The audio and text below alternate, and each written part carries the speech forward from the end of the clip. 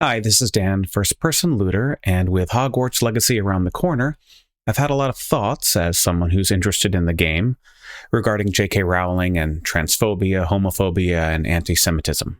A little bit of background on me in the matter. I was raised Jewish in an extremely diverse community. I have neighbors of every race, religion, and sexual orientation. I went to school with people of multiple races, sexual orientations, and religion. Since growing up and moving out on my own, I've lived in neighborhoods that were all white, all black, mixed. And living in diverse communities is standard for me. It's normal. I support most everyone, although I'm not a fan of religious extremists. Also, I was starting college when the Harry Potter movies came out, and I didn't watch them. I also wasn't very aware of and certainly didn't read any of the books. I'm only interested now because I learned of the Hogwarts Legacy game last year, and while I'm not good with magic-type games, this one got me very interested, so much so that I wanted to watch the movies to get a better understanding of the world and the lore. And of course, while doing that, I realized all the stuff being said about J.K. Rowling. So with that said, I wanted to react to two subjects that J.K. Rowling talked about in her blog post that was a response to everyone getting mad at her. The first subject, the effects of transgender laws, and the second subject being transgender regrets. Now again, I'm not familiar with what has been going on between her and activists that disagree with her. I'm not extremely caught up on the science and what laws there are and what laws are trying to be passed. So this is a reaction from someone who doesn't fully understand everything, but is trying to understand as much as possible to know if it's right to play the Hogwarts Legacy game. I want to hear what she has to say, and I want to hear what her detractors have to say, and I'm trying to find out what the science says and what's going on in politics, irregardless of what she or her detractors have to say. I read most of her blog post, and in it, to summarize, she was in a physically abusive marriage, she has PTSD from the abuse, and from that she has charities and trusts to help women and girls, and she believes that there are certain transgender laws that are endangering women and girls. She specifically talked about laws allowing anyone who claims to be transgender to enter the dressing rooms of their choice, and she's worried that this will put women and girls at risk of being abused by attackers who want to abuse the laws by lying about being transgender so they can go into the bathrooms and changing rooms.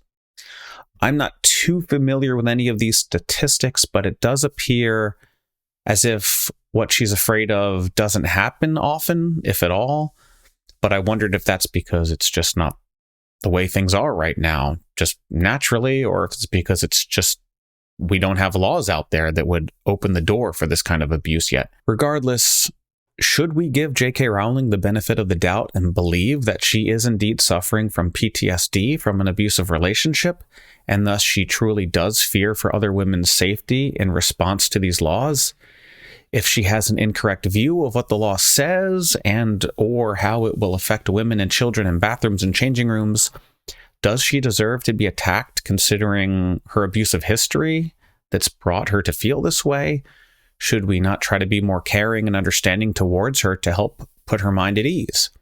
Maybe her stance against these laws really does come from a place of good intentions that's not to suppress transgender people, but to support women and children.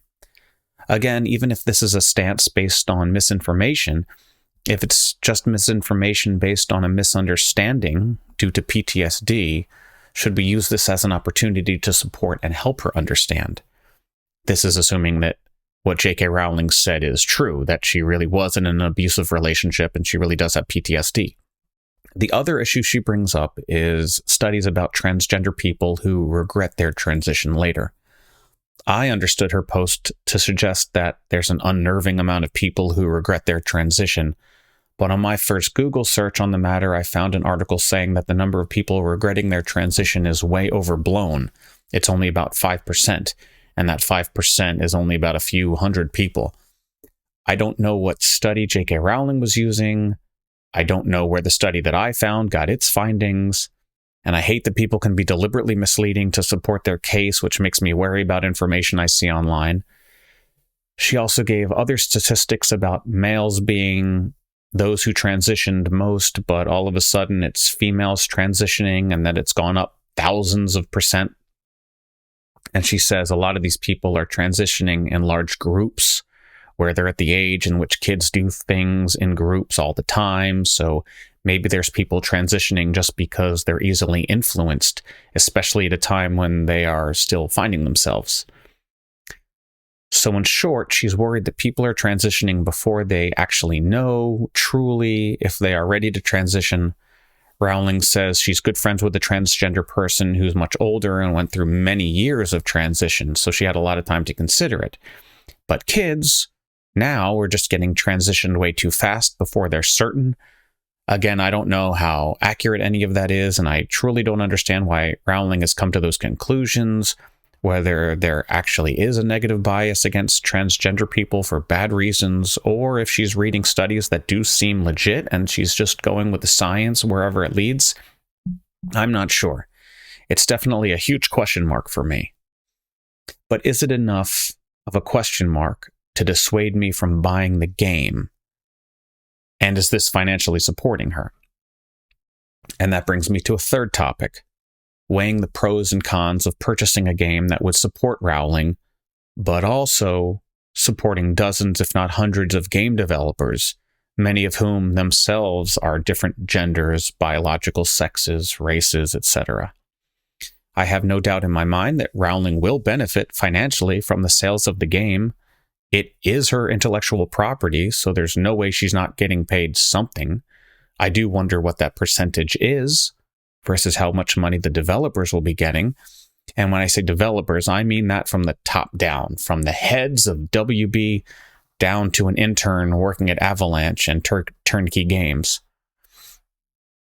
Is it worth it to buy a game that may give a few dollars per sale, which I'm sure adds to a lot, I know, to Rowling, while at the same time will give money to gay, straight, transgender, black, white, Jewish, Christian, etc. employees at Avalanche, Turnkey, and WB?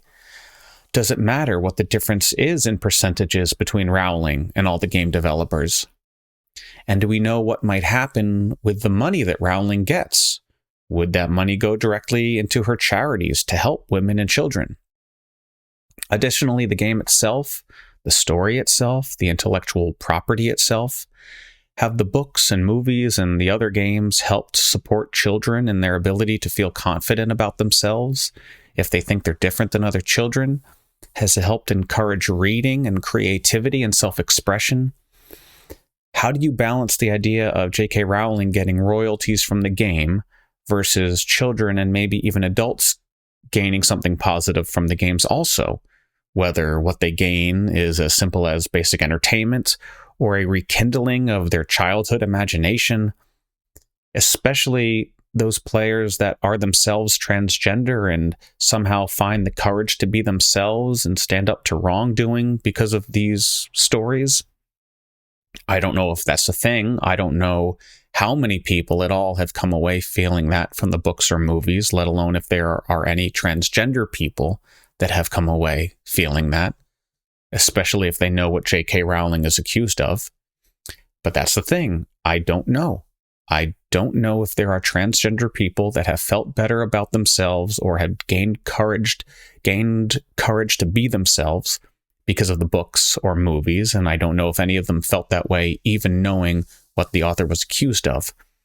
But it certainly seems possible to me that there could be a child who realized they are transgender and also loved the books or movies because it helped them find themselves and be confident in themselves. And then lastly, J.K. Rowling says multiple times in her blog post that she supports transgender people. She supports transgender rights, aside from the one law that she said she had taken issue with. She says specifically that transgender rights are human rights and they deserve as much protection as anyone else. She just wants the same courtesy and understanding when she voices her own concerns and wants there to be equal protections for biological females and girls. So yeah, I'm trying to do my research. I want to know what's right. I don't want to look at everything as being just black and white. So yeah, I'm trying to do my research. I want to do what's right. I don't want to look at everything as being just black or white. I want to try to understand all the sides, but not in the Trojan horse way, like the way Trump says it, so we can actually just prop up the evil side that he supports. I really do want to understand all sides if it seems to me that there could be a case on both sides. I've not been thrilled with how my YouTube recommendations are starting to change, to start suggesting videos that seem to be from anti-feminists and anti-woke accounts that are celebrating the game doing well because it goes against activists having criticisms. I don't want to celebrate the game's success because it goes against someone else's stance. I want to celebrate the game if it's a great game and isn't actually supporting something negative. And I put the word negative in quotes because there's just so many things that could be considered negative. I mean, I've always accepted the fact of climate change and how humans are a major cause, and playing this game or any game means using a lot of electricity, and I worry about the negative effects of that. But I digress. I don't want to support a game because it somehow causes human rights people to get upset. So I'm going to continue doing my research. I have pre-ordered the game mostly as just a money saver possibility. If I order the game sooner rather than later, there may be a chance that the game drops and Amazon will charge me whatever the lowest amount was, I think they say, from the time that I pre-ordered. So I just wanted to pre-order it now in case the game drops. I don't want to miss out on that price drop. But I can cancel the order if it comes down to that. But I'm trying to understand. I thought I was going to be totally against J.K. Rowling, but I looked at the blog post and I'm willing to believe her after reading that, but I'm also willing to have my mind changed. Again, I'm just trying to understand. I'm not yet persuaded by the idea that I shouldn't get the game just in case her accusers are right. So I don't know. We'll see. But that's my little rant on the matter. I have the game pre-ordered. It looks like a fun game, just in a vacuum. With tunnel vision, the game looks great. And I want to play it. And that says a lot considering I don't like games usually that has magic and spells and potions and things. I just get too confused with all of that stuff. But even with all of that, the game looked great. So we'll see. We'll see. I don't know. There's no real final message that I want to end with on this video. I haven't come to a conclusion either way. I'm still figuring it out. But that's currently how I feel about things right now. If anyone was interested in what random old me might think.